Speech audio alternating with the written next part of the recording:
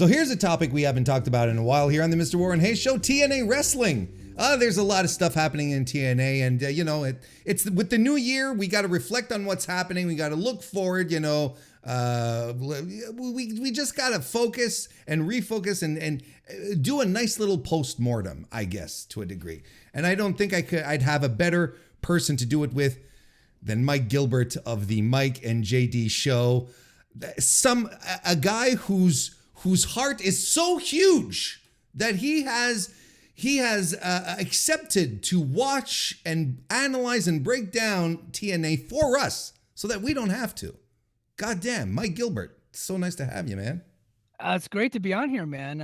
It's been a while since we've had the chance to chat, and when you gave me the opportunity, I was really excited about it. So yeah, dude, let's do this thing, man. I'm really happy to talk to you. I'm really excited too. You had me on last year, and I've been wanting there's some guests, like let's say Chris Samsa. I'll have him on anytime. It doesn't matter. But Mike Gilbert, you bring him in for big things. You bring him in for the big reasons, right?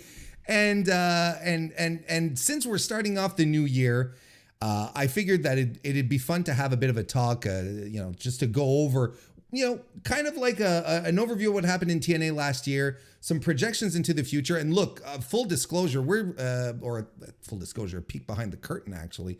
We're recording this on January 16, which is the day that some big news dropped as well. So everything sort of coalesced really, really well here. So we've got a lot to talk about. So let's begin. Let's start going down. If we talk about some big picture topics that happened in 2023 for Impact or for TNA, but which that's actually the first topic I want to talk about. The rebranding from Impact to TNA.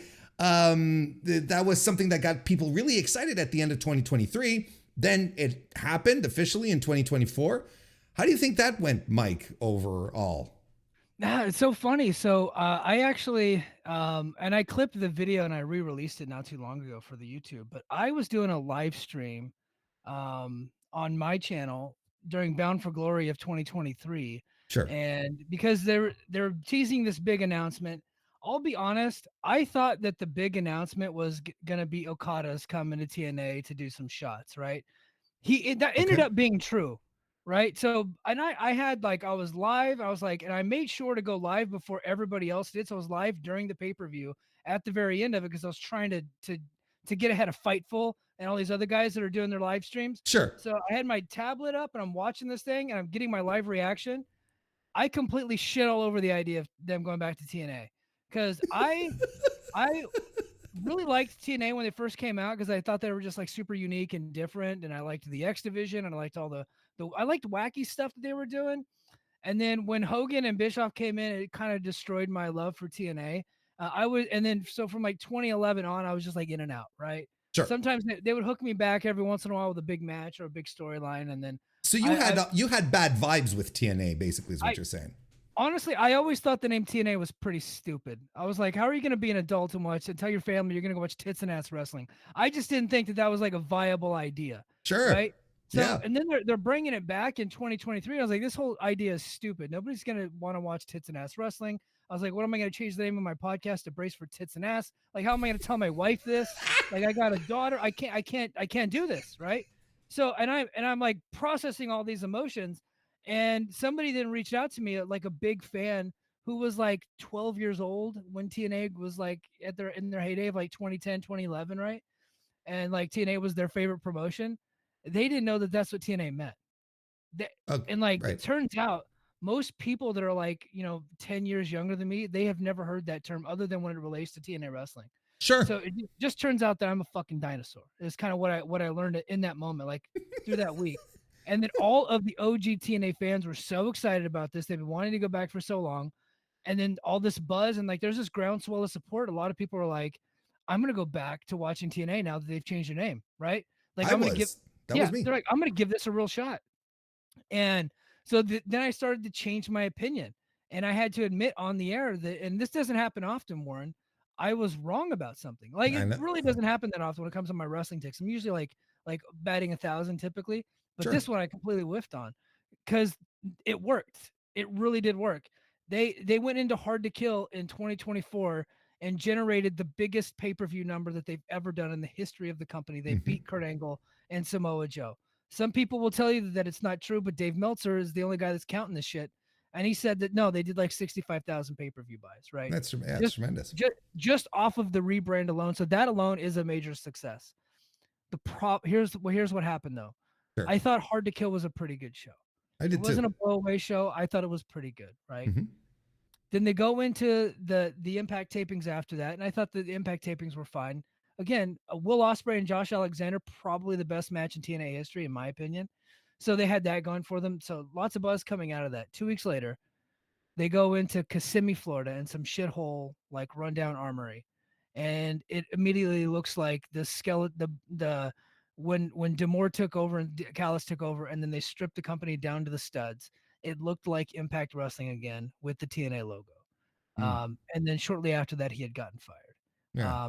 Now it turns out heading into Hard to Kill, he already knew he was being fired because the relationship had gotten contentious for a while, and they realized, at least in their opinion, right? I don't know the difference, but in their opinion, they felt like he was incompetent, and if they were really going to go to the next level, they just couldn't do it with him as the president, right? And so we started off hot, and then like Demore, like they go to Kissimmee, and the tapings look like shit, and then we take a big dip, right? And Mm. Demore gets fired, morale's down, Motor City Machine Guns are leaving, Josh Alexander wants out of his contract, all this stuff starts happening, and then all of a sudden it's like this, like boom, TNA going, like everybody TNA LOL. TNA going out of business. You can take the TNA out of TNA, or you can take the TNA out of Impact, or whatever the saying was going. Like a lot of people pronounce the company dead. Um, and it was like a tumultuous time for the company.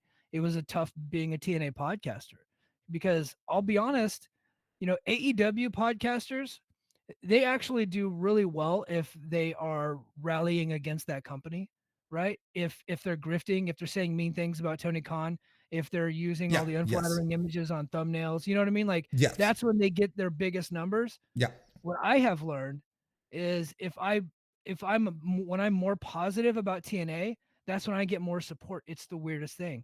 These hardcore TNA faithful, they love this company so much, they will support you if you're saying mostly nice things about it. So that was getting tough. My numbers were dwindling because I was shitting on the company. So it was getting to be tough. And I'm not going to lie to the audience. I have to be honest. So, Yeah, but then you're not on the grift. You have analysis and standards that you want to yeah, convey, and yeah. that's fair. That doesn't mean I'm not gonna get funky with my thumbnails every once in a while and get a little clickbaity headline. I'm not, as long as I'm not Hey, lying, I think I'm fair game, right? don't blame the player. Am I right? Yeah, It's like yeah. Like I have been guilty of throwing Tony Khan's dumb face on a thumbnail, but I was also, in the context of the video, me and JD were actively like saying, hey, like this sucks, right? sure, And it's his fault. So that's when we were doing it. So like, look, I'm not saying I'm better than everybody else. I just, as long as I'm being honest, I think it's fair game, right? right, So they dip down, and the company's back to Impact Wrestling, and it just not doing so well. And then of course the summer, everything changed during the right. summer. Well, let's start with The Office during the summer, like you mentioned, Yeah. right? Scott Demore left. He was replaced by Anthony Ciccione. Is that how you pronounce it?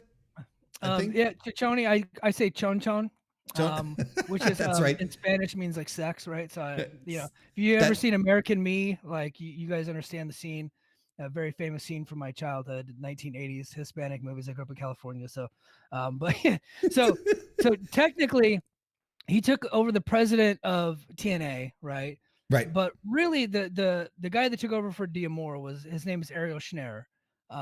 He is kind of like, so Scott D'Amore was wearing multiple hats. They gave him the title of TNA president. They immediately regretted it, by the way, but they gave him the title of TNA president. But really, he was acting in the Triple H role, right? Triple H is the chief of content, right? Okay. So that was Scott D'Amore. And Ariel Schneer has now taken over that position in the company. He's running the day-to-day operations. Anthony Ciccione took over as president of Anthem Sports, and TNA was under his purview, right? So he was technically the Okay. president of Anthem Sports, and the president of TNA. He has since moved over into a different part of the company. I don't know what he's doing now. And Carlos Silva has been hired and he's been brought over. And so now he Hmm. is technically, so Ariel Schneer then answers to Carlos Silva. Carlos Silva is like in the umbrella. He's like up here in the hierarchy. Anthem Sports, he's in charge. So Anthem Sports, you're talking TNA, talking Invicta, talking all that, right? And then above him would be Leonard Asper out of beautiful Winnipeg, Manitoba, Canada. Oh yes, it's just a wonderful place. Well, where does Rob Kilgman fit into all this? Right, like he's the chief revenue officer, Yeah. and he's made a lot of people, I think, feel that he was at the he's at the core kind of all of the business and talent, the business decisions and talent cuts that happened throughout 2024. Is he anything? Is he significant in this or? I don't know. I think as the chief financial officer, it's his job to go like make Yeah, money and go and through the make sure books that they're and staying within their budget, right? And so sure.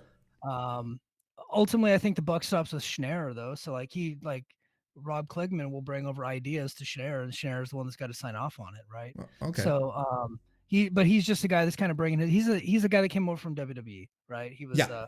one of their guys, a corporate stooge over there, and he's just kind of brought some of that stuff over to TNA. So is he in charge of the talent cuts? I couldn't tell you. I think he was also like trying to get sponsorships and stuff, and I haven't really seen the fruit of that. So like No, the we haven't heard. sponsorships are usually like so Anthem owns a movie studio called Gravitas Ventures, which Okay. is like C-level independent movies. So when you see like this is sponsored by this movie, it's just sponsored by a movie owned by Oh, their parent company. it's corporate synergy, basically. Yeah, Yeah. yeah, Okay. All right. All right. So it's not that big a deal.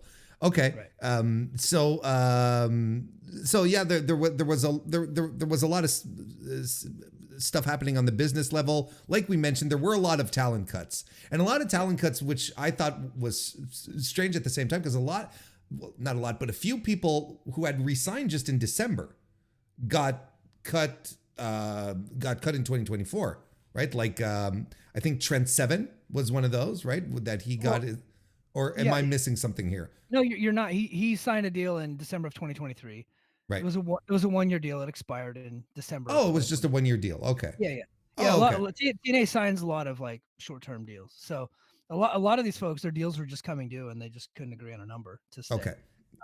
And that so And here's keeping the the thing. expenses down and whatnot.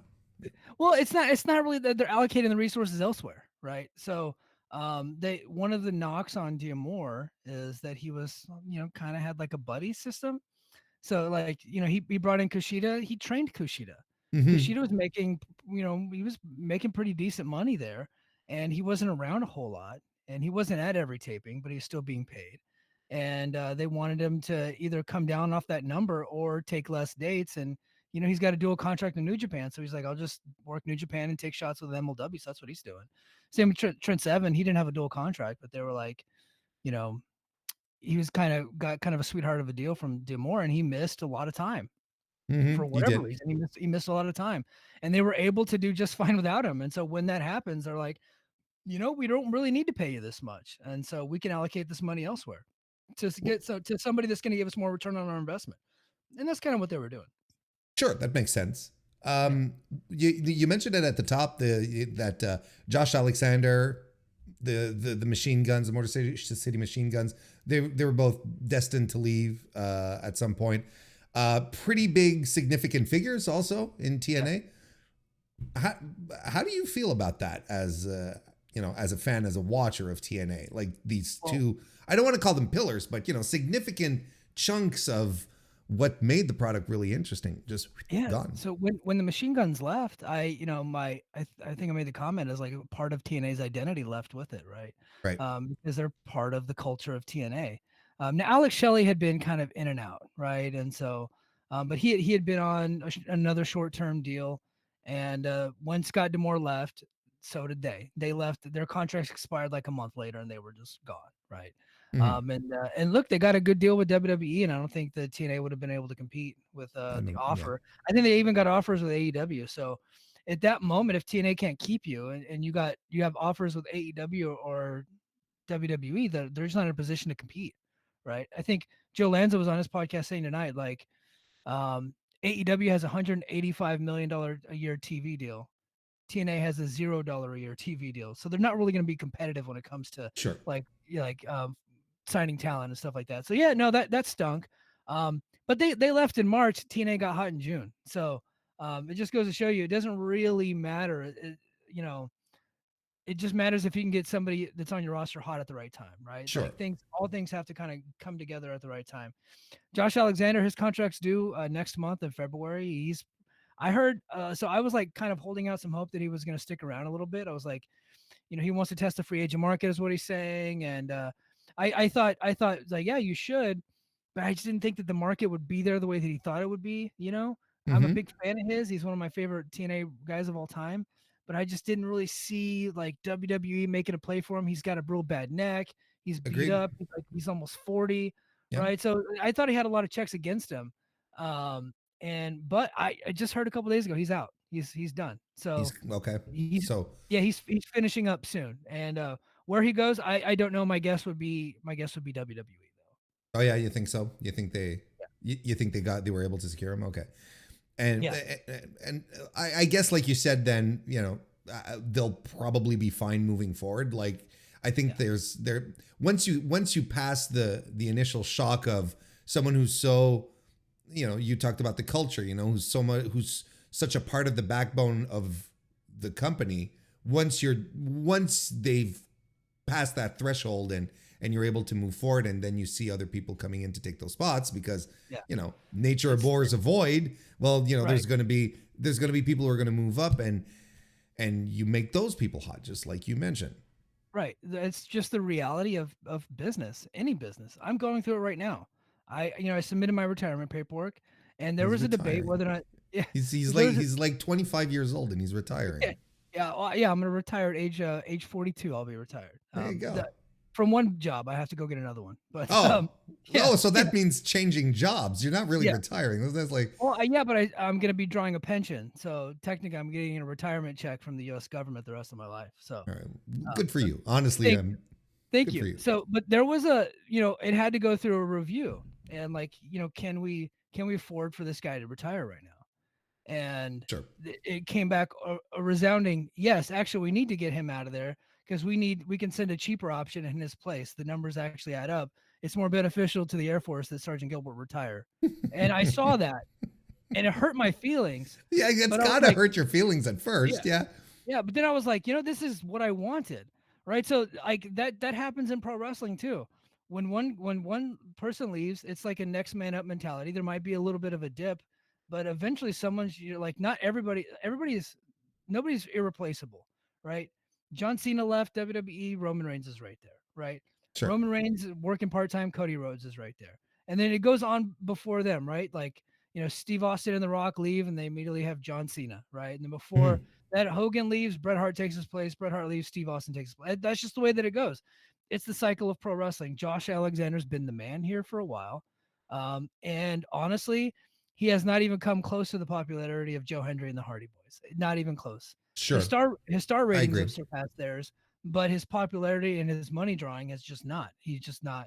That's just the nature of the beast. But I say that knowing that I liked having him in this company because I always knew if he was on top of the company, he was in the main event, you were very likely to get an excellent match, regardless of who he's wrestling. I saw this brother pull of like if Dave actually watched the match with Bully Ray, he might have actually given that one 4 stars. To pull 4 out of Bully freaking Ray is pretty goddamn impressive. So I think Josh Alexander is a tremendous pro wrestler, and I hope he does well in WWE. I think he will. I think he'll be fine.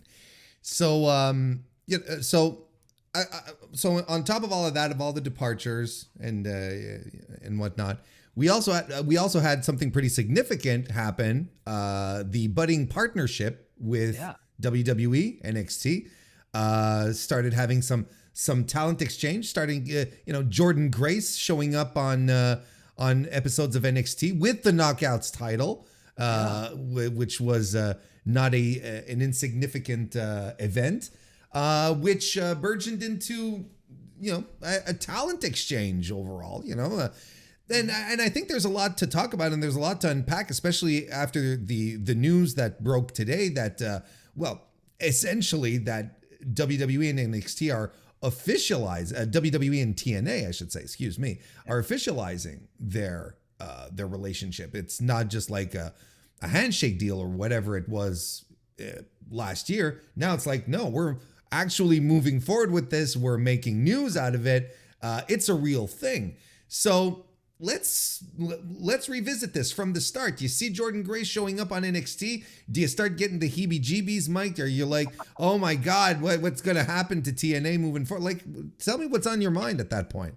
So Jordan Grace actually showed up at the Royal Rumble last year. At the Royal Rumble, you're right. Yeah. Yes. So she's in the Royal Rumble, and I watched that, and I saw this woman go in there, and she looked like a megastar. She really She did. got in there with those other women in the WWE, and she was as good or better than all of them. And I was like, she is gone. And you look at that and you're like, okay, that's bad for TNA, but you know who it's good for? It's good for Jordan Grace, who has been busting her ass for a long time, and she completely transformed her body. She looks tremendous, right? She's got fast muscle twitch fibers, right? She's just an explosive athlete. Yep. And she can go in there and with any of them. And it's just like, you put it like, I saw her with Bianca Belair, and I thought Bianca Belair is probably a better athlete, but I thought that Jordan Grace's, the way she operated in the ring was actually more crisp, and it was probably a couple levels above even Bianca. And I think Bianca's tremendous, right? Oh, I love Bianca.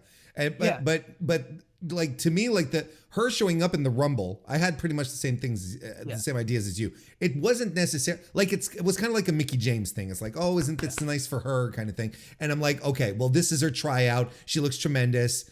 I too was like, she's probably hitting the bricks. But then, like shortly thereafter, she shows up on NXT, and that's where that's where it became a little more shocking, I guess. Right. Well, and then I think at that point we started turning that hourglass over, right? Yeah.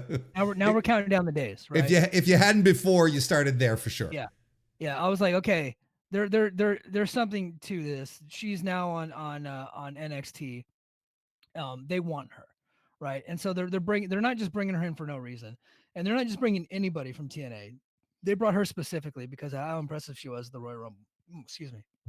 So I just assumed that that like the clock was ticking on her, and sure enough, that ended up being the case, right? Mm-hmm. And so when you think of WWE entering into like some type of talent exchange or partnership with any company, your head automatically goes to All Star Wrestling in the '80s when they started having the territory send them the tapes of all the different people, and then all of a sudden Vince is signing all of those people, right? So that's where your head goes. Yep. Your head goes to talent exchanges, NXT UK, Evolve, the times that they worked with Memphis, the times that they worked with Smoky Mountain Wrestling. All of the companies that they've ever worked with are no longer there. So that's right, pretty like much it. That's been it. Like there's very very few companies are still alive after having an agreement with WWE. The only way they would still be alive is if they were on really solid footing that WWE couldn't even like get rid of, right? Mm-hmm. And so that's immediately where like Mike, conspiracy Mike starts to take over in that sense. So you see Jordan Grace on there. It's like, okay, they're taking Jordan, and you know what? They should take Jordan because Jordan deserves a big payday, right? She's a great worker. Sure. But then all of a sudden, the Rascals show up, and you're like, huh? It's like, do they want to take the Rascals now? And then, Joe Hendry shows up. Fucking Hammerstone showed up. Mm-hmm. Right. So I'm like, okay, what's going on? And then next thing you know, like they're sending over a lot of their NXT talent and some of the lower level stars. They just need reps, right? Which I thought was like, I think that's a good idea for NXT to send their younger, their greener talent. Like they should send them around the world, and they have been. They sent them to Noah. I think they should send them to Mexico. I think they should send them everywhere to get them exposure and to get them working in front of different types of crowds. I think that's a good idea. Absolutely. And working other styles, working other people, then yeah, absolutely. I'm 100% with you. Yeah. So the thing that I worried initially with this WWE and TNA partnership, which is what kind of what happened with the AEW. You want it to be a symbiotic relationship and not a parasitic relationship. Mm-hmm. And all of the relationships that WWE has had in the past have been parasitic, right? Correct. Yes. To include ECW, right? So they'll send some people over there. But their people got to go over all that stuff. To this day, that has not been the case with this NXT and TNA relationship. So I can only go off of what I have seen right now. It has not been a parasitic relationship. Now you're probably going to say, Mike, well, NXT got all the biggest stars from TNA, and TNA only got the lower level stars. Did you read my mind? Do you have powers? Do you have? Yeah, happen to be good at this. No, so here's why that was a good thing for TNA. What happened to TNA when they brought over big stars from AEW? The ratings went up For one episode, yes, they did. Yeah. Yes. So Kenny Omega beat the second. So Kenny Omega had the number 1 rated episode for 1 week, right. 221,000. The second highest rated was from the year before with you're never gonna guess who was leading the company at the time. Tessa Blanchard, actually. Right. Is like the most consistently big draw at TNA on Access, right? So Kenny Omega had one number that beat hers, and then the rest of his were much lower, right? So he had the one, and then he had 2 pay-per-views that actually did pretty good. That did good. Just this last year, TNA had 3 pay-per-views that beat it, right? So, but aside from like popping a couple of numbers, Kenny came in and just beat everybody, and nobody got over, right? Christian Cage lost to Josh Alexander. Christian Cage isn't the same as Kenny Omega. No, I agree. So, and then of course Tony Khan came over and was brutally lambasting Impact on their own show, and Impact couldn't respond to it, so they couldn't say anything. So that's when Scott D'Amore lost me completely. Is whenever he allowed that to happen on his television show, and he decided to sit there and eat shit, and they never got a payoff. They weren't allowed to respond. So what does that tell you? It's like AEW fans never wanted that relationship to happen with TNA, right? Right. AEW fans saw TNA as lesser than. Tony Khan came on to TNA television telling his fans that it's lesser than, you shouldn't pay attention to it, that it sucks, right? And so they didn't come over. they popped a couple of numbers, but they didn't really come over. They didn't stick around. So when Kenny Omega left, Christian Cage left, the relationship died. TNA was back in the dumps again. A lot of that's on TNA for allowing a lot of that shit to happen. They didn't stand up for themselves, and the content wasn't good enough to hold an audience, right? Sure. So with this right now, Joe Hendry and Jordan Grace and the Rascals have gone over to NXT, and they're getting put over. They're winning matches. They're being built up to title matches, and yes, they won, but they got made to look like big stars even in a losing effort in those title matches. With Ethan Page, yes, on paper got the victory over Joe Hendry, but he cheated, right? Roxanne beat Jordan Grace, but she cheated, right? Zachary Wentz took the X Division title over to I think it was Halloween Havoc pay-per-view and defeated Wes Lee as the X Division champion, and then a couple days later on TV, then he ended up losing, right? So their stars were getting put over on NXT television, and then they're coming back to TNA as bigger stars, and then that's when some of the magic happens. And one other thing that led to the momentum for TNA was right before all this, in April, Joe Hendry starts to get over just naturally because he was singing songs in the middle of the ring to AJ Francis. The video went viral. All of a sudden, he releases his theme song as a single, and it just starts blowing up on the charts everywhere. So now there's like this groundswell of support for Joe Hendry. He wasn't scheduled to go to NXT. He wasn't a part of the original thing. They wanted Jordan and the Rascals. They didn't know nothing about Joe Hendry. But Joe Hendry got himself way over, and now he's coming over to NXT, and now he's even more over than he was before. And so that whole thing just like coming together right at the perfect time was this perfect storm of TNA to have the best year that they've had under the leadership of Anthem, and not even close to any other years prior to that. Do you kind of think though that this is like that? Okay, with especially now that they formalized the relationship, do you think that this is just like a WWE setting itself up another talent pipeline?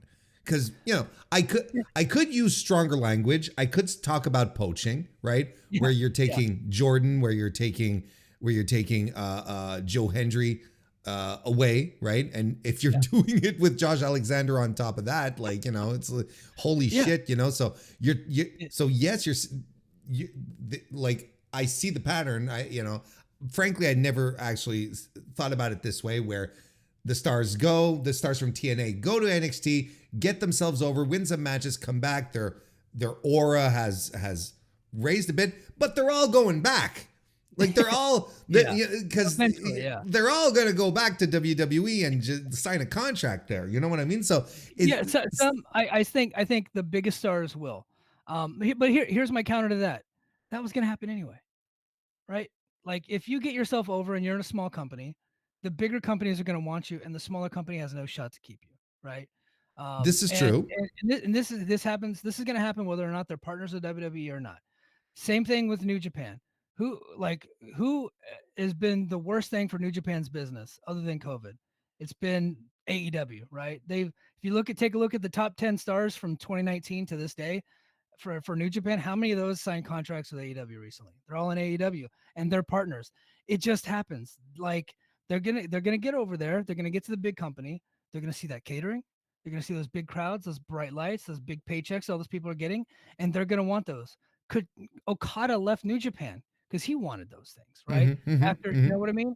Jay White was, part of Forbidden Door a few years ago, and he loved it, right? And so, like the following year, when his contract expires, he goes.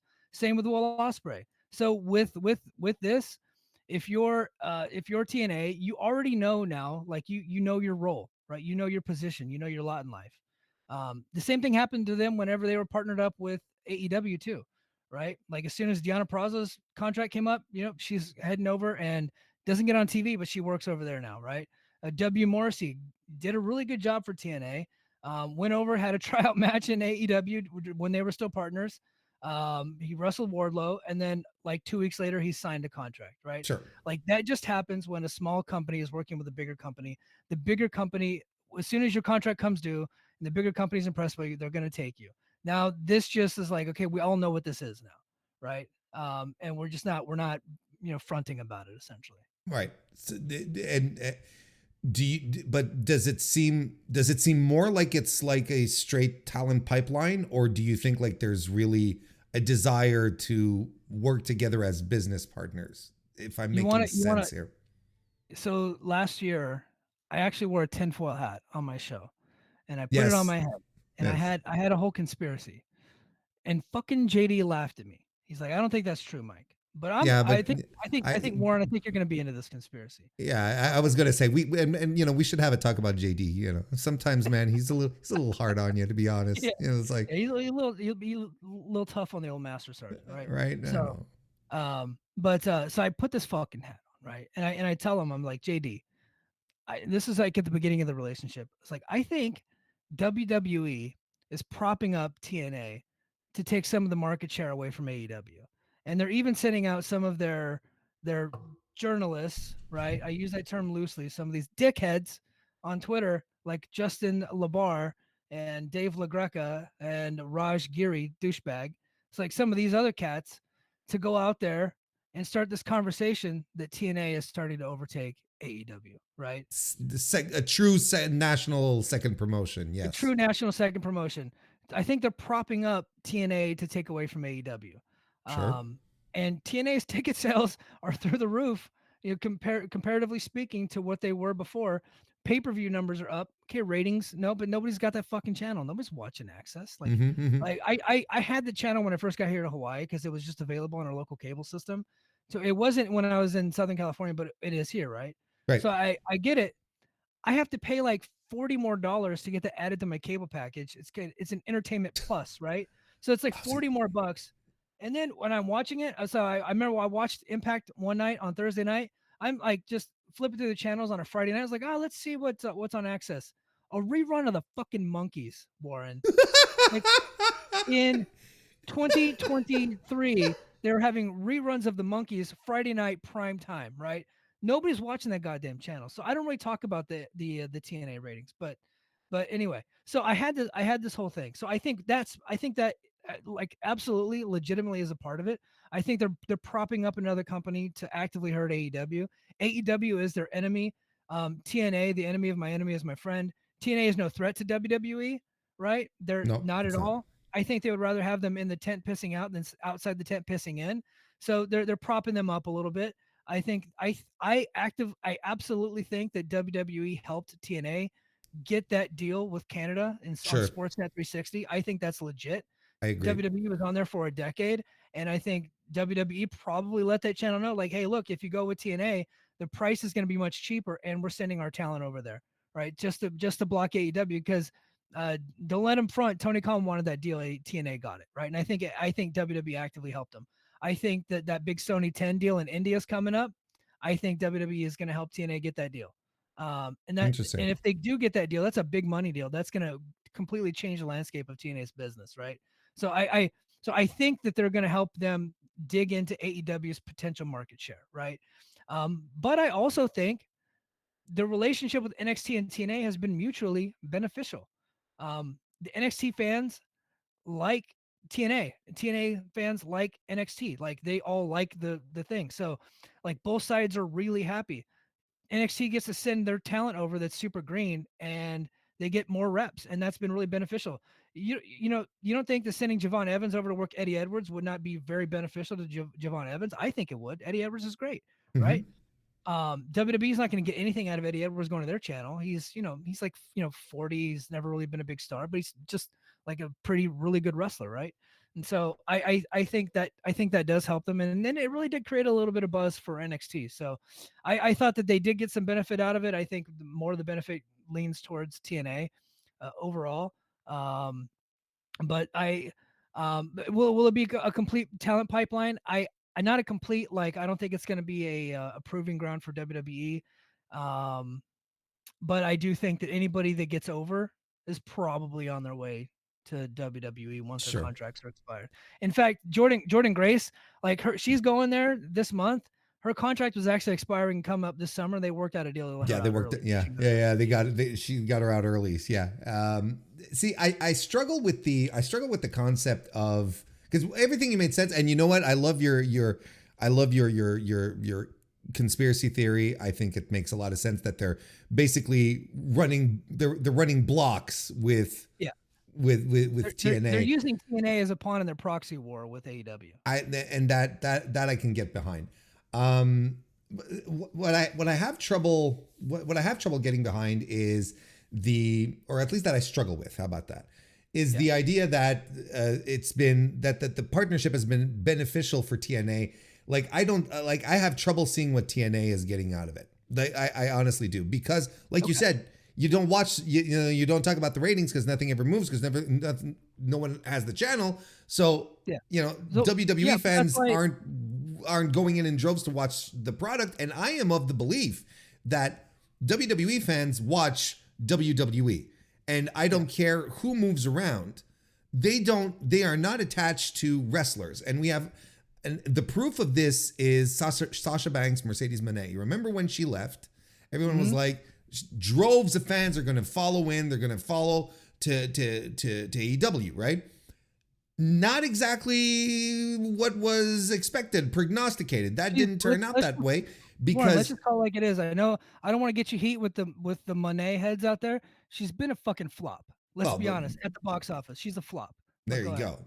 Yeah. There you go. So but the idea nonetheless is that she was supposed to bring all these fans, but no one followed. And au contraire, WWE in the meantime keeps getting more and more fans. And the WWE fans then discarded her. They called her a traitor.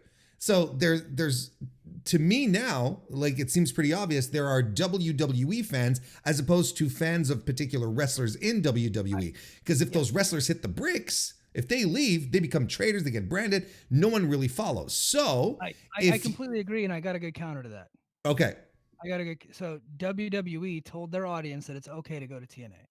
That it's okay if TNA comes to your town, you can buy a ticket to go to TNA. but when did And they say this?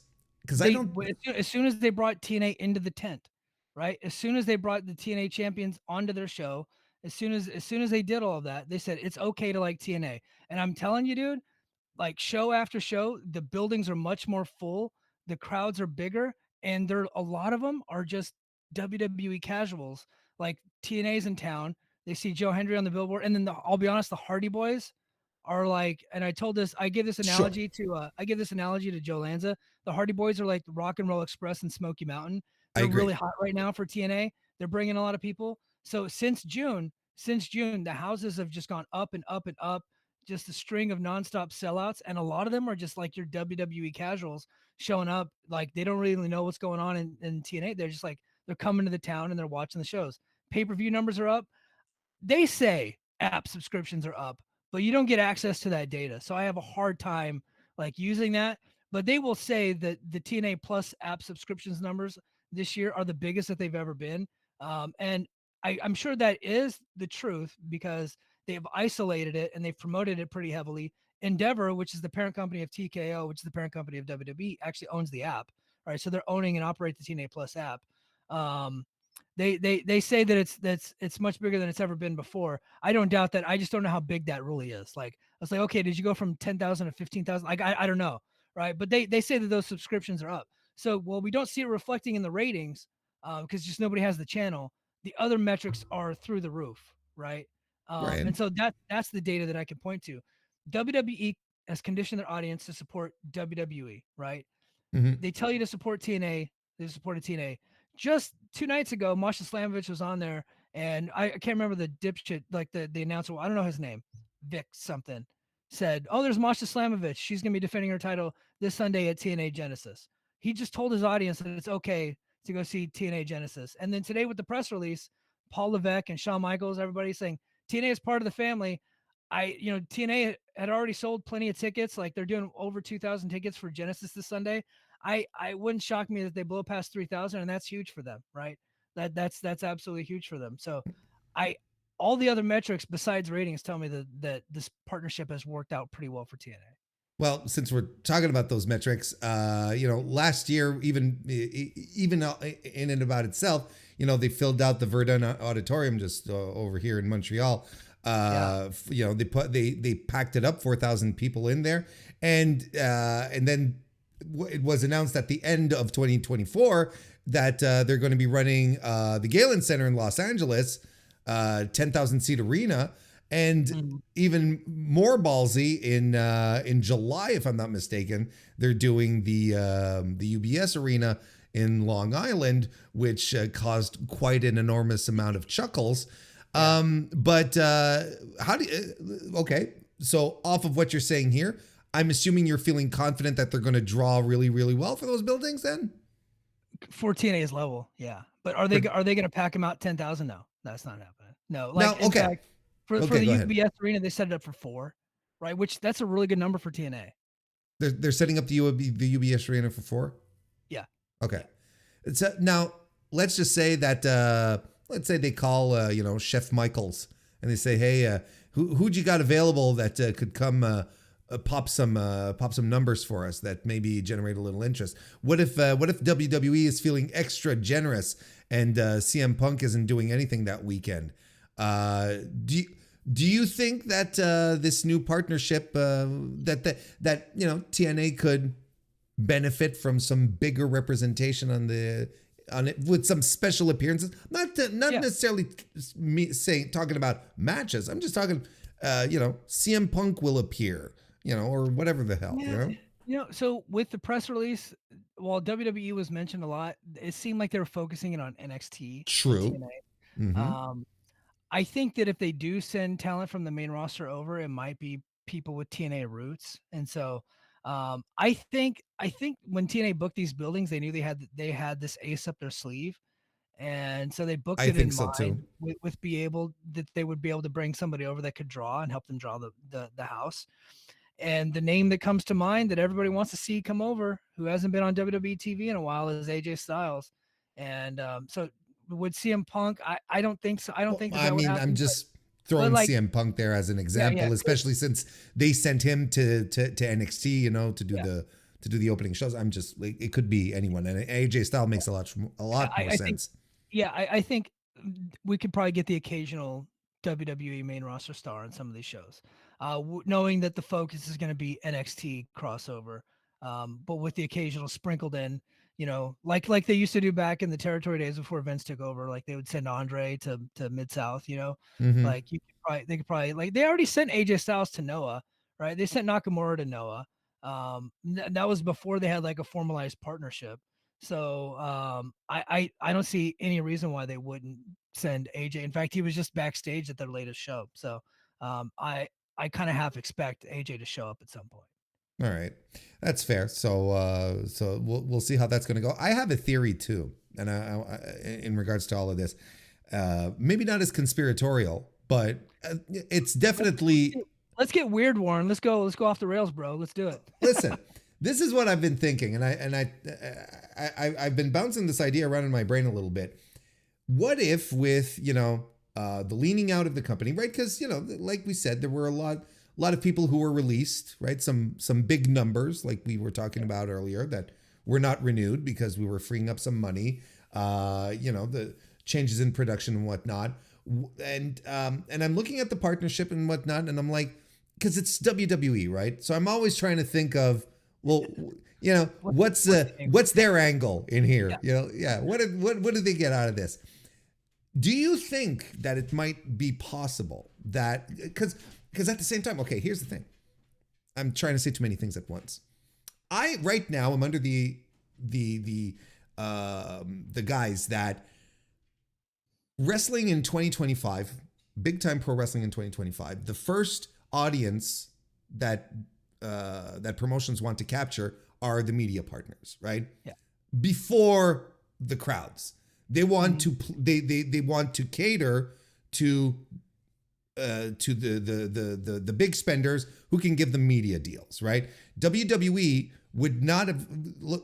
We saw it with the first Raw. Netflix, they've got the executives around and they're doing the big spectacular presentation with the projection on the screens in the middle of the ring on the four sides, and the big laser pyro show that is WWE, so that when the executives look at this, they're like, wow, we're spending this is the money that's being spent on this grand spectacle. Because they don't give a shit about pro wrestling. The executives don't care. Like they don't know the difference between a wrist lock and an ankle lock, brother. It's like they're not going to sit down and argue with us regarding the merits of the merits of strong style as opposed to whatever the fuck. So the considering that you're always sort of angling to get the big media deal so that you want to please your media partners, what if TNA is kind of in that mode as well, where they're leaning out? They've announced that they're going to start doing live broadcasts, right? They're going to do live TNA. They got one this coming Thursday in San Antonio, and then on February 20th from Orlando. And so in this circumstance, along with booking out the UBS Arena and the Galen Center, which which turned out to not be a coincidence. I don't think it's necessarily a coincidence that they're trying to show WWE that they can run live shows. You know what I mean? So ultimately, all this leading to, do you think they might be prepping for a sale? Because I understand also the relationship that I understand why Anthem enjoys having TNA, right? Because it's their own little content factory that they can use to create original programming for their network. So there's a lot of synergy in that. It works out well, right? But at the same time, Anthem at some point has to be like, when is this thing going to start making money? And maybe they're just ready to divest themselves of TNA, maybe even selling TNA to WWE while saying, well, doing the sale, but you guys have to provide 2 hours of content on our network, kind of thing. I don't know. I'm just like, we're talking about getting weird. Let's get weird, Okay.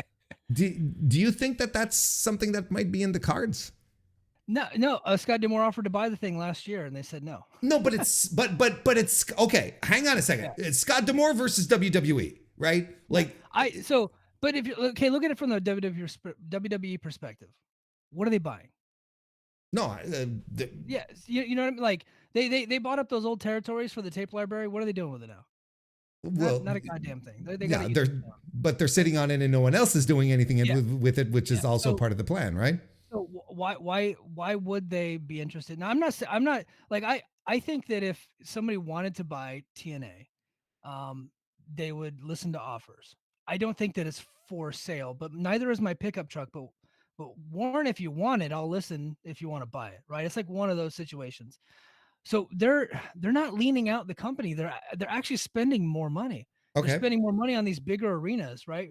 If they were leaning out the company, they would be working cheaper venues or they would work a studio, right? But So and they so they're trimming the fat with Rhino, and I didn't mean to call Rhino fat, although well, Brother Lil Husky, Trent Seven, also Lil Husky. Kushida's still in really good shape. So yeah, they're trimming the fat with those guys. They're allocating those resources elsewhere. They've upgraded their production. They actually just outsourced and hired a new merchandise crew to redo all of their merch. You can actually like they have so many more options than they ever had before.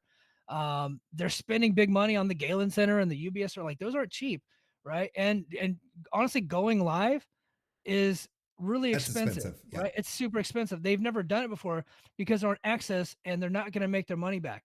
I think what they're doing with the production upgrades, the bigger venues, the bigger arenas, and going live, I think they're trying to position themselves to get a distribution deal in the United States. And I think that this partnership with WWE, if WWE is saying giving the green light to the network, saying, "Hey, yeah, look, we're gonna work with these guys," if you wanted to bring them on, kind of like I said with the international deals, Mm, I think that's what they're positioning themselves to do.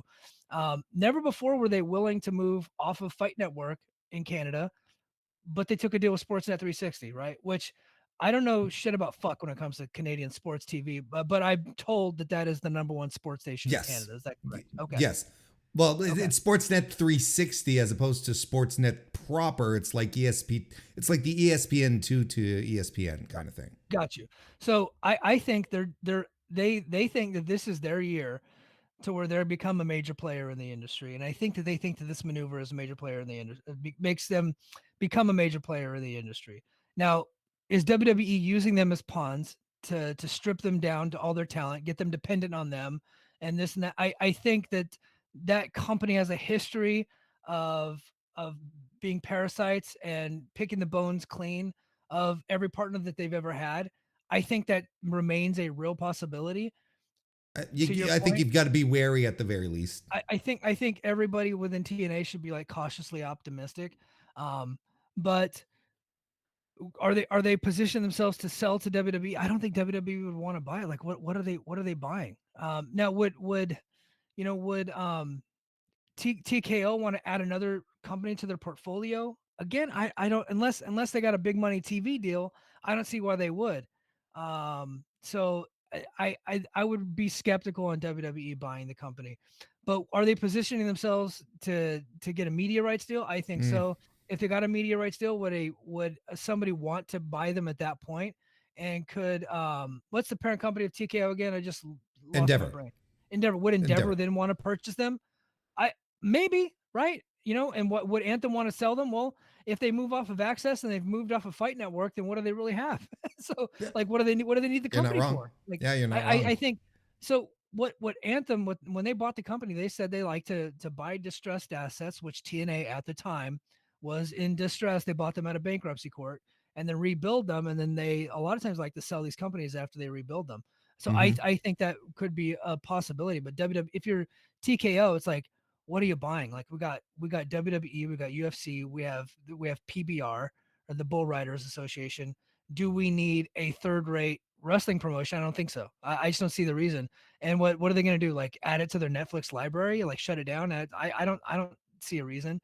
Whoever's buying this thing, they either see the money earning potential from a potential US TV deal, or in the case of Tony Khan, he bought Ring of Honor as kind of like I just really like Ring of Honor and I just want to own it, right?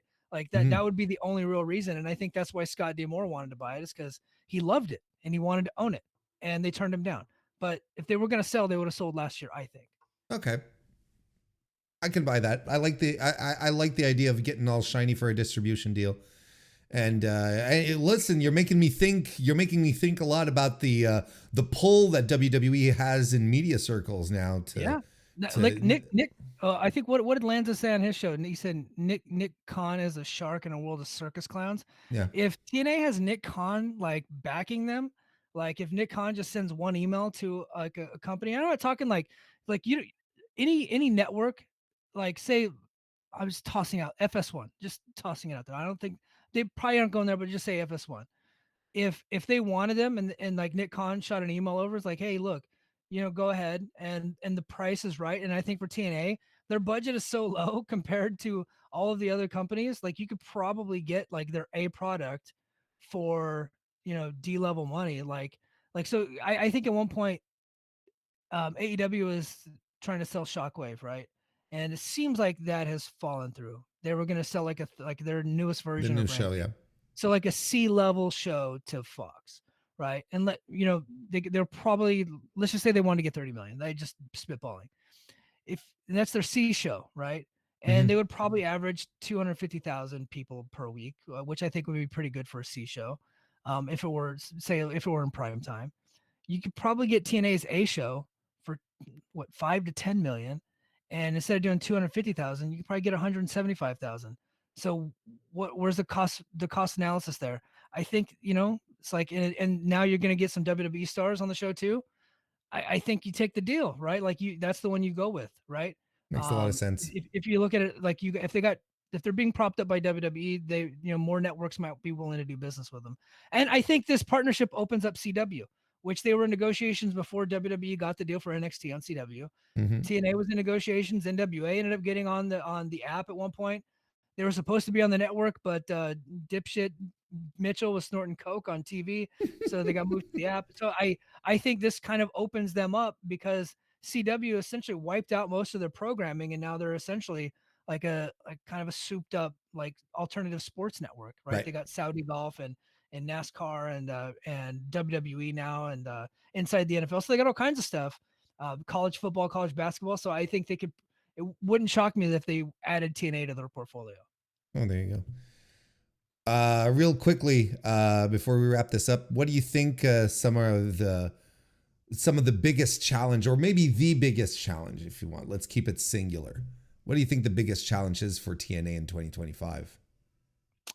So they have two major challenges facing them right now. Okay. They are caught up in a proxy war between WWE and AEW, which means every time one of their talents, if they're even remotely pretty good and their contract expires, either one of those promotions is going to want to take them, right? Sure. So there's a talent hoarding issue going on in WWE and AEW. Both of the companies are pretty bad at it right now. Man, there's a lot of talent in AEW. They just can't even get on TV. And they just had like the show that they were able to get on Rampage just got canceled. So now they're like doing nothing, right? But those companies are still buying up talent. So I think that's going to be the biggest challenge. But the number one challenge that they face this coming up year is getting a distribution deal in the United States. If they don't get a distribution deal, all of these houses, like it's all kind of inflated right now. It's just going to pop and it's going to go right back down to where they were. Like the bloom is going to be off the rose if they can't get a U.S. distribution deal. And so they're going to struggle with some of these places they're trying to run, even with WWE talent. Like NXT has, they went and tried to run some bigger buildings. They tried to run St. Louis like on a Tuesday night with Randy Orton at the top of the card in a big building, and they had to actually move down to a smaller building because they couldn't sell enough tickets. So I could think eventually this honeymoon period is going to wear off with TNA if they can't get a bigger TV deal. Yeah. And knowing that wrestling is cyclical at the same time, I agree. This is probably a very good moment to strike because we don't know if the iron's going to be this hot again next year. Yeah. Even Hendry's gone by the end of the year, right? And the Hardy Boys are on a 1-year deal. The moment WWE wants them back, they're going, right? Sure. And so they got a lot of those types of challenges going forward, and with those challenges lying ahead, if they can't get past them, then they're going to struggle at the box office. Mike, this was a blast, and you actually shifted a lot of ways that I perceive the situation. That's probably because you know what you're talking about and you're smart. I think those are. And also, I could be real full of shit too, Warren. And I mean, that's a big part of persuading people is being kind of a bullshitter. So that's a part of my charm. It's how I've been successful in life. It's like just bullshitting and persuading people. Is that all it took? God damn, had I known, I would have never went to college. Thank you so much for joining me, Mike. Before you drop off, why don't you let the people know where they can follow you and your pal JD? Yeah. The only social media that I really have is Twitter, X, whatever.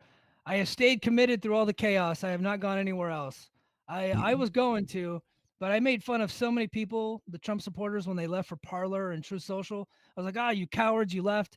And then whenever my fellow Democrats started to leave Twitter, I was like, I can't do it. So I'm still on X, and I don't want to get another app. I don't want to download anything, so I'm just on X at Mike Gilbert 311 is where you can find me there. And then you can get our podcast on the Voices of Wrestling Network. Comes out. You can listen to us live on Sunday night on the Voice of Wrestling Network YouTube, as well as the Mike and JD Show YouTube. Correct. And then, of course, if you just want the audio, comes out on the Voices of Wrestling Network feed. You can find us there. And if you don't like ads, patreon.com/the Mike and JD Show. And if you just want to hear me talk about TNA, I got a TNA specific show on the Patreon every Saturday morning called Brace for Impact. And I cover them there. And then the YouTube channel, I actually cover them throughout the week a lot of times. And then I just started doing a Raw review because it's on Netflix. And so I've reviewed the last 2 episodes of Raw. I don't know how much longer I can hang on. So you might want to spend your $5 now, because if I have to watch Raw, you guys got to pay for that shit. I'm not giving that away for free. So you got to pay for it. And I've recapped the last 2 episodes. At this point, it's like it's donations, like for just your holding up the fort for us, watching all this stuff. I don't know why you do it, man. But I appreciate you doing it. Yeah. Thanks, man. I really appreciate it. I appreciate you having me on. You got to come back on our show sometime soon. I'd love to, and I'll have you back as well. And maybe this time we can get JD out of his man cave to come join us. That'd be tremendous. Yeah. That'd be Thanks great. so much, Mike. Thank you.